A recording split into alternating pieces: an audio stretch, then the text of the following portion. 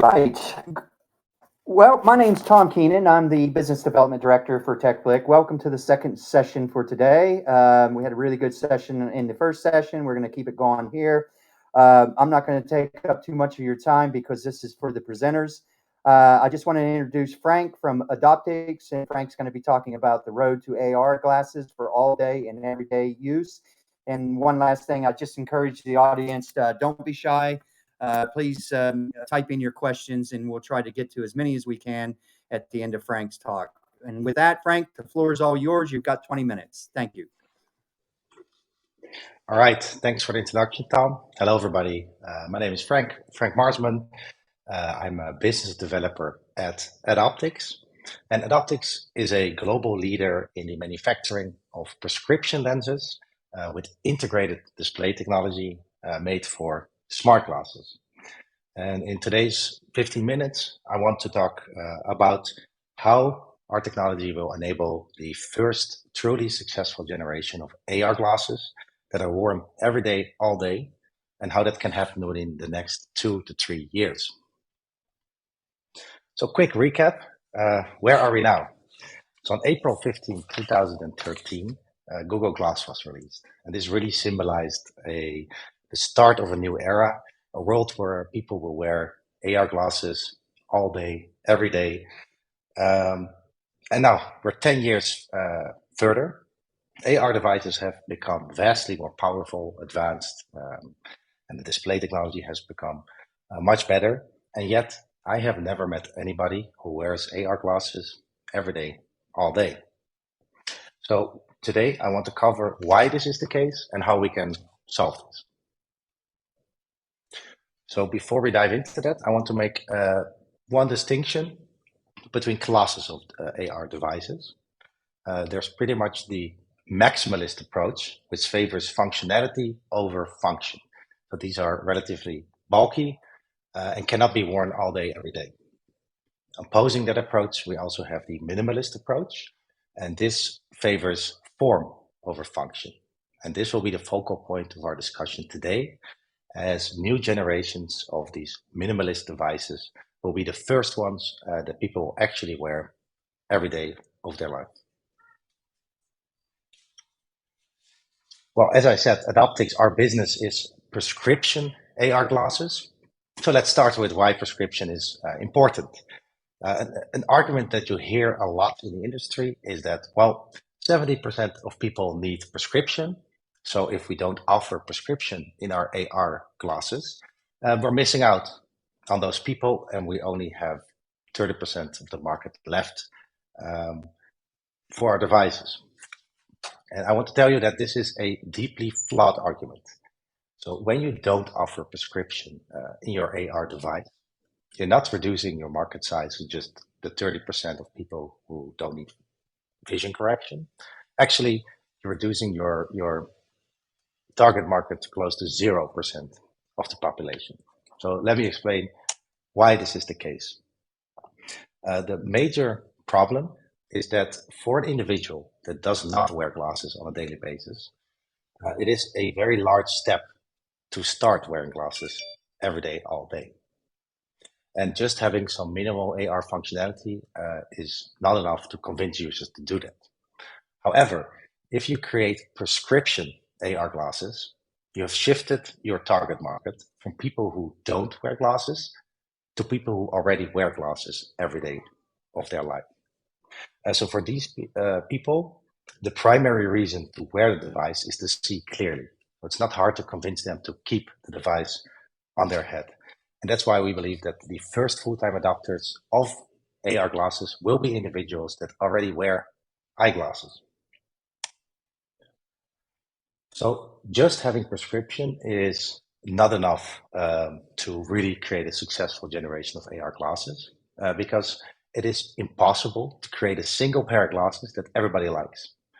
So a second component, which is very important, is that you have to offer these glasses in various form factors. And this is something which Adoptics is very good at. So let me dive into what our technology is, how it works, and how we're going to use it to push the AR market forward. So Adaptix has developed a hybrid manufacturing process that combines digital manufacturing, namely 3D printing, with traditional casting. So in other words, we use 3D printing to create molds, and we use these molds to create the actual optics. Well, and this gives us the best of both worlds. So we have the speed and the flexibility of 3D printing. It allows for mass customization of your product and also the scaling of established casting methods. So let's focus on our 3D printing step. 3D printing has come a long way, but it has not really been used in optics so far. And the reason for that is the staircasing problem, which comes from the layered nature of 3D printing. And this is the most important difference that we have. Adaptix does not suffer from the staircasing problem. So let me explain how we do that. Our printing process is a inkjet-based method that uses micro droplets to 3D print our molds. And the liquid droplets, they solidify after they're being deposited, allowing them to be in a fluid state for a short amount of time and then transition to a solid state.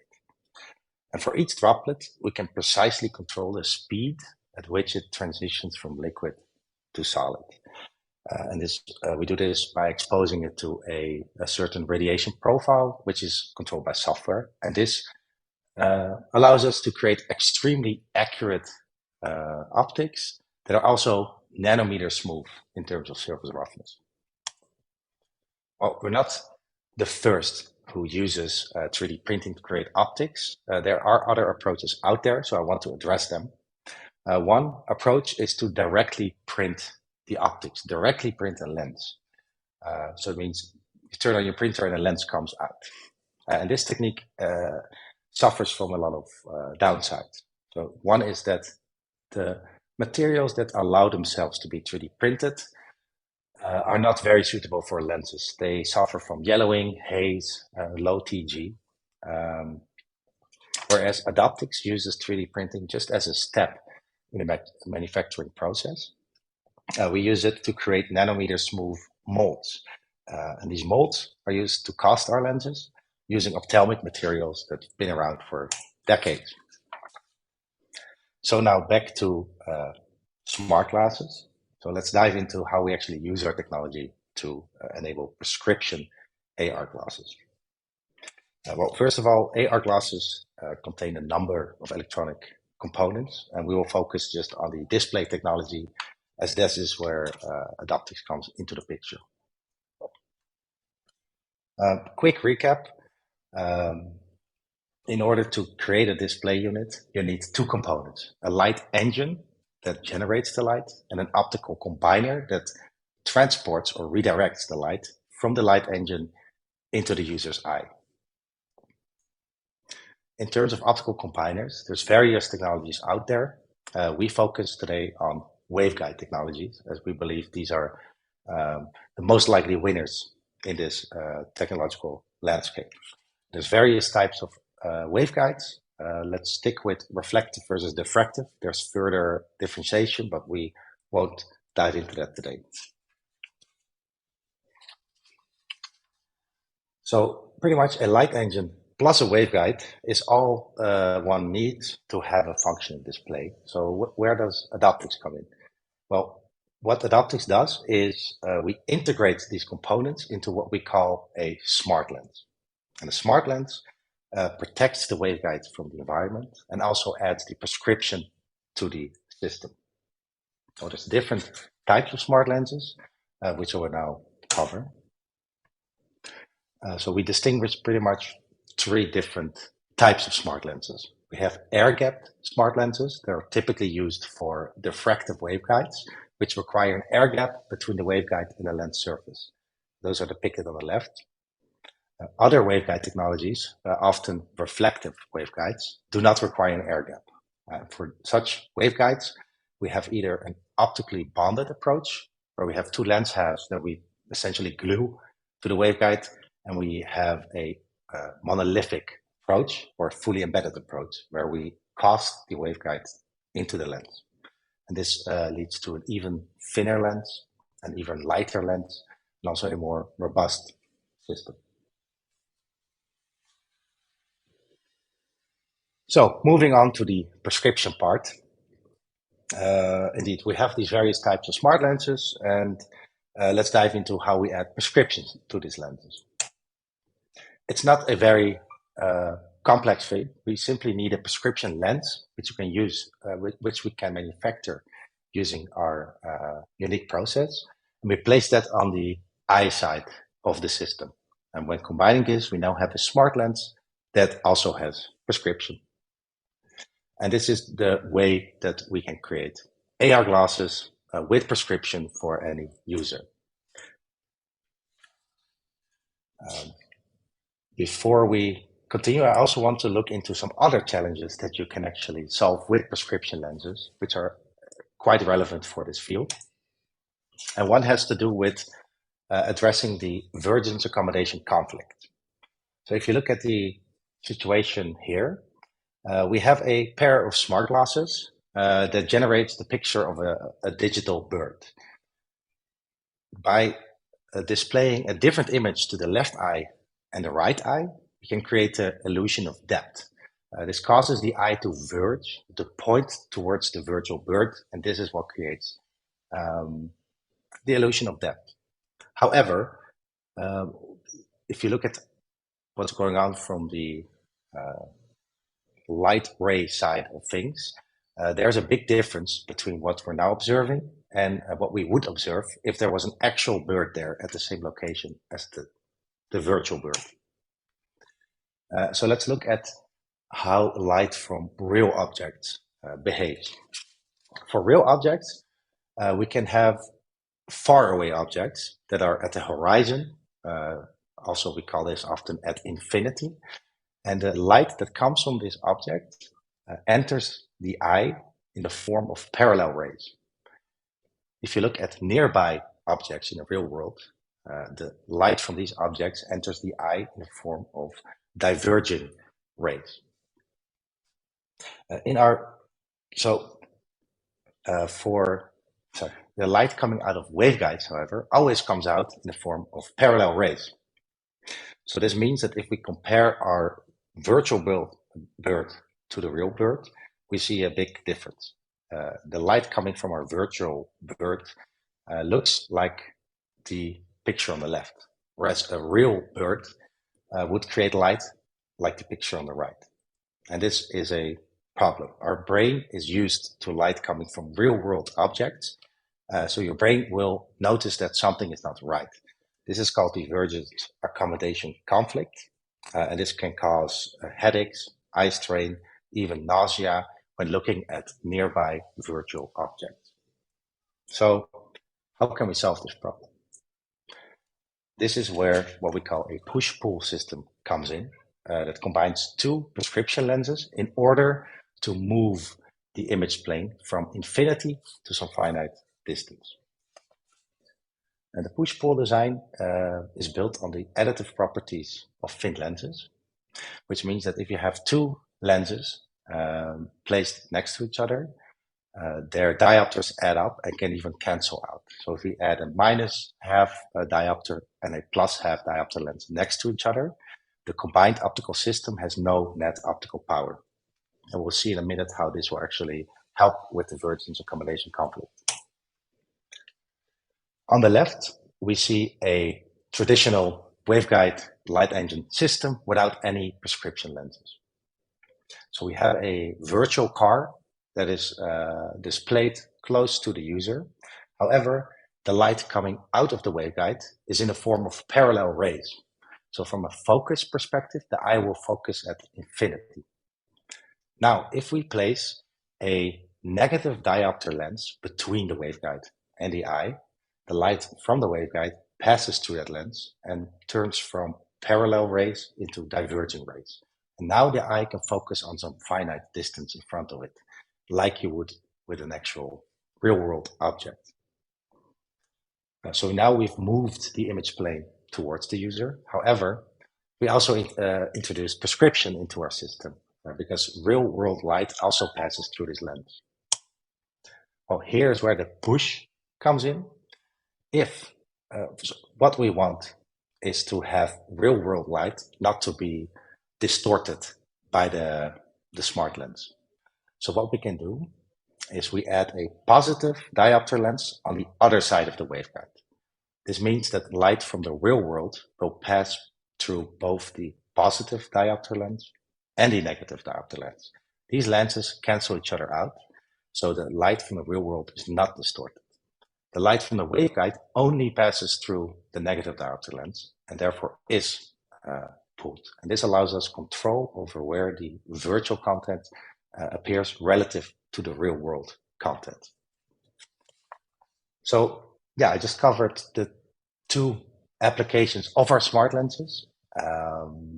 I hope with this talk, I taught you a bit about a possible solution for the divergence accommodation conflict, and also help you understand how prescription is not an afterthought. It's the first thing you should include when you're creating smart glasses. Thank you very much. Great, Frank. Thanks for that. I really enjoyed that presentation. While we're waiting for some possible questions from the audience, I've got a couple myself. If you can entertain me. Sure. About Adoptic's push-pull lenses, is it possible to have a push-pull lens that also works for people that need prescription lenses? Yes. Yeah. Thank you for that question. Indeed. So the push-pull design I just showed has two lenses which cancel each other out, and therefore the resulting system has no optical power. If you look like someone like myself, I have a -4 diopter glasses, and yeah, you're asking, can we also use push-pull to serve people like me? And the answer is yes. Indeed, how that works is that you create, in the case of me, a -4 net diopter lens. We can do this by adding a -4.5 lens on the eye side and having a +1/2 lens on the world side. So it again cancels out to a -4 lens. And that's how we now have both a push-pull design, but also have a set of prescription glasses. Okay, and is that just with common prescriptions, or can you do unique prescriptions as well? Good question. Yeah, so our technology, because we use casting, we do have the benefit of, for common prescriptions, to manufacture those in volumes and have the same design and repeat it many times. At the same time, what really is our true strength is that we can cost effectively and time effectively create these molds. So our core business model is really about, even if we use a mold once, we still can be cost competitive with, let's say, the lenses you get at your optician. So absolutely unique prescriptions, which are a lot of the market, is something that we can also manufacture. And that's our core mission, if you will. Wow, that's great. That's great. I've got a question from the audience here. The question is, how many times can the inkjet printed molds be used? Good question. It's a lot. So if you look at how many lenses we create per print job, it's around 500 to 1,000. So it's a large number. So yeah, that's the short answer. Okay, great. Right. Well, thank you very much for your time. I don't see any more questions coming through from the audience, but really appreciate that, Frank. It was a fascinating presentation to me. So I appreciate your time, and thank you very much. And I hope you will join some of the other presentations, or at least listen to the other presentations if you have time. Absolutely, we'll do that. It was great speaking here, and yeah, thank you, Tom. Yeah. Before you go, I've had one more question come through from our CEO, Dr. Kasha. Is your business model selling the molds or manufacturing the lenses? Kasha wants to know. Good question. It's the latter. So manufacturing the lenses, but including the display technology. So we don't just make the pieces of let's say, polymer lenses. What we do is that we partner with these waveguide manufacturers. And rather than having just a waveguide, we turn these waveguides into really optical modules, functioning smart lenses. And that's what we offer directly to the market as let's say, a naked waveguide it will never end up in a product anyway. So we really see ourselves as component integrator that then takes these disparate solutions and combines them into a smart lens, and that's the product we sell, not the mold. Right. Great. All right. Well, thank you. I think that's all the time we have for questions. But if anybody's wants to connect with you, we have your details, and we'd be happy to facilitate that. Frank, thank you for your time. I really enjoyed that, and have a great day.